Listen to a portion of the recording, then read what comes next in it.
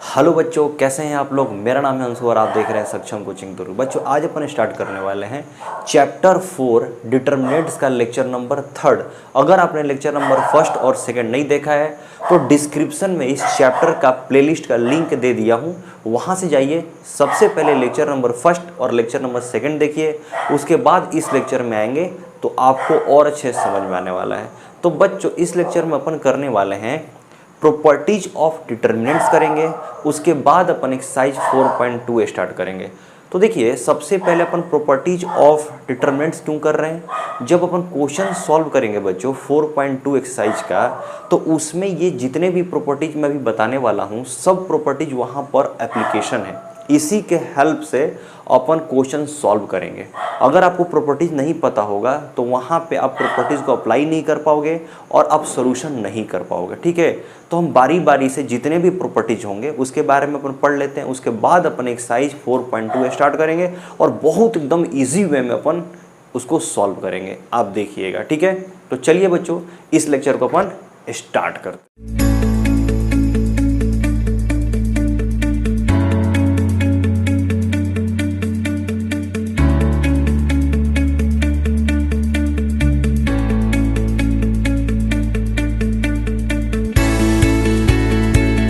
चलिए बच्चों सबसे फर्स्ट प्रॉपर्टीज अपन देखते हैं कि फर्स्ट प्रॉपर्टीज क्या है। आप स्क्रीन पे देखिए, मैं यहाँ पर बोल रहा हूँ, ठीक है। देखिए फर्स्ट प्रॉपर्टी जो है बच्चों, the value of determinant remains unchanged if the rows and columns are interchange. ठीक है बच्चों, देखिए जैसे मान लीजिए आप यहाँ पर देखिए क्या लिखा हुआ है, आप समझने की कोशिश कीजिए। जैसे मान लीजिए मैं आपको समझा रहा हूं, जैसे मान लीजिए कि आपके पास डिटर्मिनेंट्स दिया हुआ है। क्या दिया हुआ है बच्चों आपके पास? डिटर्मिनेंट्स, मैट्रिक्स नहीं, ठीक है। जैसे मान लीजिए कि आपके पास एक डिटर्मिनेंट्स दिया है, ऑर्डर इसका कुछ भी हो सकता है, 2/2, 3/3, लेकिन स्क्वायर मैट्रिक्स ही रहेगा। मैं आपको बताया था कभी भी अपन पढ़ रहे हैं डिटर्मिनेंट्स तो उसमें हमेशा आप देखिएगा स्क्वायर मैट्रिक्स ही दिया रहेगा, रेक्टेंगुलर मैट्रिक्स नहीं दिया रहेगा। अगर रेक्टेंगुलर मैट्रिक्स दिया रहेगा तो उसको अपन सॉल्व नहीं कर पाएंगे बच्चों, ठीक है। आप ध्यान में रखिएगा, देखिएगा। चलिए जैसे मान लीजिए कि आपके पास कोई 3/3 ऑर्डर का मैट्रिक्स दिया हुआ है और उसको अपन को क्या करना है, डिटर्मिनेंट्स फाइंड आउट करना है। फर्स्ट प्रॉपर्टी मैं आपको समझा रहा हूं कि क्या कह रहा है, ठीक है। जैसे मान लो कि यहां पर 2, 3, 4, 5, 6, 7, 8, 9 ऐसे 0 दिया हुआ है, ठीक है बच्चों। अब देखिए अगर हम इस मैट्रिक्स दिया हुआ है, मैट्रिक्स को क्या करना है, डिटर्मिनेंट्स फाइंड आउट करना है। तो ये डिटर्मिनेंट्स है, अगर इसका हम कोई भी बच्चों 2 रो या 2 कॉलम को अगर इंटरचेंज कर देते हैं तो क्या होगा।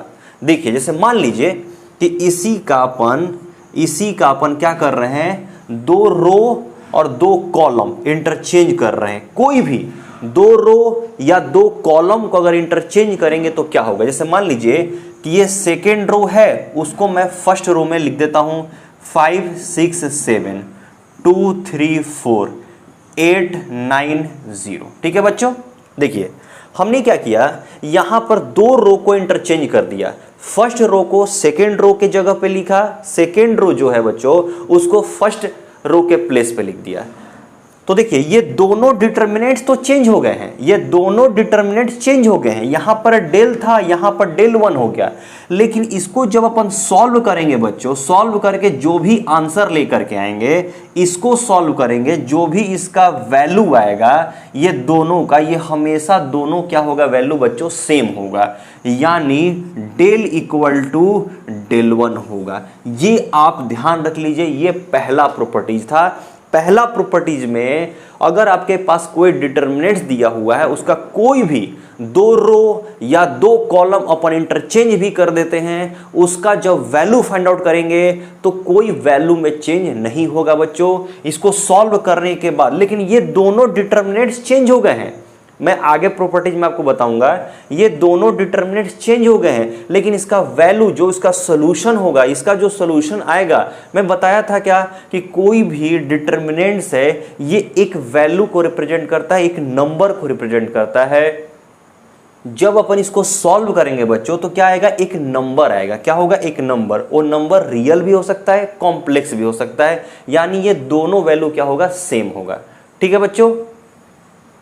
अब अपन बच्चों सेकंड प्रॉपर्टीज देखते हैं। आप देखिए बोर्ड में सेकंड प्रॉपर्टीज आपको दिख रहा होगा। ठीक है, मैं पढ़ता हूं, आप समझिएगा।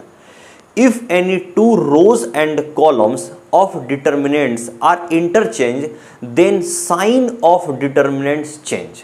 ठीक है बच्चों, देखिए मैं आपको इसको समझा रहा हूं।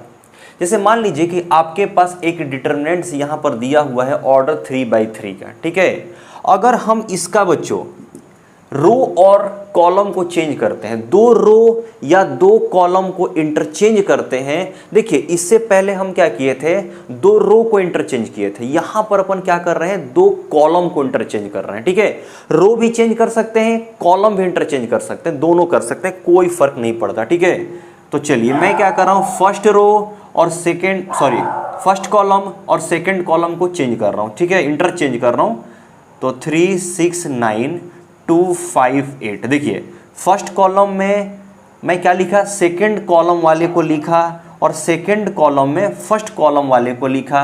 ठीक है, चलिए अब देखिए ये चेंज करने के बाद बच्चों, अगर मैं इसे जस्ट पहले आपको बताया था कि दोनों को जब सॉल्व करेंगे तो इसके वैल्यू में कोई चेंजिंग नहीं होगा। लेकिन अगर हम इसका वैल्यू फाइंड आउट नहीं करते हैं, तो अगर हम कोई डिटर्मिनेंट्स का दो रो या दो कॉलम को इंटरचेंज करते हैं तो उसका साइन क्या हो जाएगा, चेंज हो जाएगा बच्चों। यानी del equal to minus del 1 हो जाएगा बच्चों। जब हम इसको चेंज करेंगे ना तो यहां पे क्या आ जाएगा बच्चों, माइनस आ जाएगा। ठीक है, बस यही आपको करना है। ठीक है, del equal to minus del 1। ठीक है, तो यहां पर आपका प्रॉपर्टीज नंबर सेकंड कंप्लीट होता है। चलिए बच्चों अब अपन करते हैं प्रॉपर्टीज नंबर 3। आप देखिए स्क्रीन में प्रॉपर्टीज नंबर 3 क्या बोलता है, मैं पढ़ता हूं, आप सुनिएगा। ठीक है, इफ एनी टू रोज और column of determinants are identical, all corresponding element are same, then value of determinants is 0। देखिए इसका मतलब क्या है बच्चों, आपके पास कोई डिटर्मिनेंट्स दिया हुआ है, कोई भी ऑर्डर हो सकता है, 2/2 हो सकता है, 3/3 हो सकता है। अगर दो रो या दो कॉलम के पूरे एलिमेंट अगर सेम है तो उसका वैल्यू क्या हो जाएगा बच्चों, 0 हो जाएगा। दो रो या दो कॉलम के पूरे एलिमेंट अगर सेम है, दोनों में रो फर्स्ट रो सेकंड कुछ भी हो सकता है, कोई भी दो रो कोई भी दो कॉलम के अगर पूरे एलिमेंट आइडेंटिकल है, सेम है, तो उसका वैल्यू क्या होगा बच्चों, 0 होगा। तो चलिए देखिए मैं यहां पर दो एग्जांपल लिखा हूं, मैं आपको बता रहा हूं। देखिए ये है बच्चों, देखिए फर्स्ट रो। तो फर्स्ट रो में क्या है, 3 2 3। अब यहां पर देखिए थर्ड रो में 3 2 3।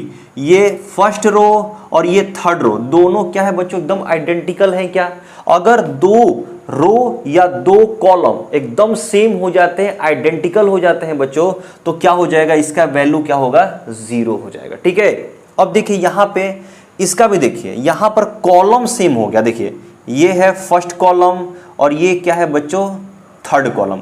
तो देखिए फर्स्ट कॉलम में क्या है 5 6 7 और थर्ड कॉलम में भी 5 6 7। दोनों कॉलम क्या हो गए, दोनों कॉलम के सभी एलिमेंट क्या हो गए, आइडेंटिकल हो गए। तो इसका क्या होगा, वैल्यू क्या हो जाएगा बच्चों, 0 हो जाएगा। ठीक है, तो यहां पर आपका प्रॉपर्टीज नंबर 3 कंप्लीट हुआ। चलिए बच्चों अब अपन देखते हैं प्रॉपर्टीज नंबर 4। आप यहां पर स्क्रीन में देखिए, मैं पढ़ता हूं properties number 4। If each element of a row और a column of a determinant is multiplied by a constant K, then its value get multiply by K. ठीक है बच्चों, देखिए जैसे मान लीजिए कि आपके पास एक डिटर्मिनेंट्स है जिसका ऑर्डर 3/3 का है। अगर अपन को किसी नंबर से मल्टीप्लाई करना है, कांस्टेंट से, के से, या कोई भी 1 2 3 4 किसी से मल्टीप्लाई करना है, तो आप इसको क्या पूरे एलिमेंट में मल्टीप्लाई करेंगे क्या बच्चों, नहीं, ये पूरे एलिमेंट में अपन मल्टीप्लाई नहीं करेंगे, किसी वन रो में या किसी वन कॉलम में हम मल्टीप्लाई करेंगे। ठीक है, तो चलिए मैं क्या कर रहा हूं, इस के को फर्स्ट रो में मल्टीप्लाई कर देता हूं, के A1 के B1 के C1 और बाकी एलिमेंट वैसा ही रहेगा बच्चों, बाकी में कोई चेंजिंग नहीं होगा। ठीक है, देखिए मैं यहां पर क्या किया, फर्स्ट रो में मल्टीप्लाई किया, तो आप चाहो तो सेकेंड रो में भी मल्टीप्लाई कर सकते हो, लेकिन एक ही में करना है। अगर सेकेंड में करोगे तो फर्स्ट में नहीं करना पड़ेगा आपको, थर्ड में कर सकते हो तो सिर्फ थर्ड में करना है, या कॉलम में कर सकते हो, फर्स्ट कॉलम में, सेकेंड कॉलम में या थर्ड कॉलम में। ठीक है, किसी एक में ही करना है, किसी एक रो में या किसी एक कॉलम में। ठीक है, अगर आपके पास कोई डिटर्मिनेंट्स दिया है, अगर अपन को कॉमन कहीं से निकालना है तो आप सिर्फ और सिर्फ एक रो से कॉमन निकाल सकते हो और एक कॉलम से कॉमन निकाल सकते हो। इसका पूरा एप्लीकेशन हम जब एक्सरसाइज 4.2 करेंगे तो उसमें अपन देखेंगे कैसे सॉल्व करना है, कैसे प्रॉपर्टीज को अप्लाई करना है। ठीक है बच्चों, तो चलिए यहां पे आपका प्रॉपर्टीज नंबर 4 कंप्लीट हुआ। चलिए बच्चों, अब अपन करते हैं प्रॉपर्टीज नंबर 5। आप स्क्रीन में देखिए, मैं पढ़ता हूं प्रॉपर्टीज नंबर 5। देखिए, इफ सम और all element of a row और column of a determinant are expressed as a sum of 2 और more terms, then the determinant can be expressed as sum of 2 और मोर डिटर्मिनेंट्स। तो देखिए बच्चों, अगर कोई भी एक रो या दो रो या कोई भी कॉलम बच्चों, अगर उसमें दो एलिमेंट को सम में रखा गया है, देखिए यहां पर A1 लैम्डा 1 A1 लैम्डा 2 ऐसे करके सम में दो दो एलिमेंट को रखा गया है, तो हम इसको बच्चों एक्सपेंड कर सकते हैं। ठीक है, इसको दो डिटर्मिनेंट्स में क्या कर सकते हैं, एक्सपेंड कर सकते हैं। देखिए किस तरीके से कर सकते हैं, एक बार क्या करेंगे बच्चों, देखिए एक बार क्या करेंगे, सभी में देखो ये तो वही रहेगा, देखो B1 B2 C2 sorry B3 है ना, B3। ठीक है, और देखिए यहां पर C1 C2 C3।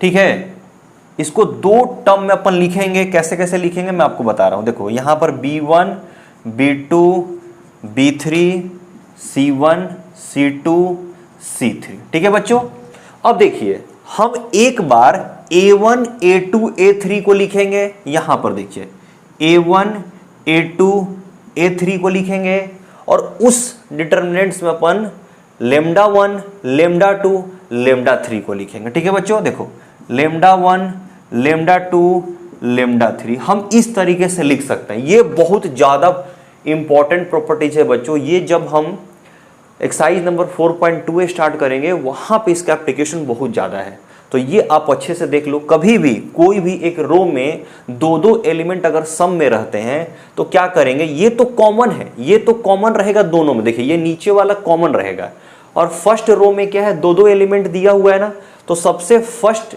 में हम लोग फर्स्ट वाला लिखेंगे, A1 A2 A3 को लिखेंगे, और उसके बाद जो सेकेंड डिटर्मिनेंट्स लिखेंगे बच्चों, उसके बाद वाला देखिए लैम्डा 1 लैम्डा 2 लैम्डा 3 को लिखेंगे। ठीक है, अब देखिए इसको कैसे अपन एक्सप्रेस करेंगे बच्चों, देखिए इक्वल टू लिखेंगे, यहां भी देखिए दो डिटर्मिनेंट्स अपन बनाएंगे। ठीक है, दो डिटर्मिनेंट्स कॉमन क्या क्या रहेगा, देखिए यहां पर कॉलम सेकेंड कॉलम थर्ड, ये तो कॉमन रहेगा दोनों में। ठीक है, देख लीजिए A2 B2 और ये क्या होगा C2 A3 B3 C3 दोनों में कॉमन रहेगा। ठीक है, देखिए A2 B2 C2 A3 B3 C3। ठीक है बच्चों, देखिए ये सेकेंड कॉलम और थर्ड कॉलम दोनों में क्या रहेगा, सेम से रहेगा। ठीक है, अब अपन को क्या करना है, इसको एक्सप्रेस करना है एक्सपेंड करके। ठीक है,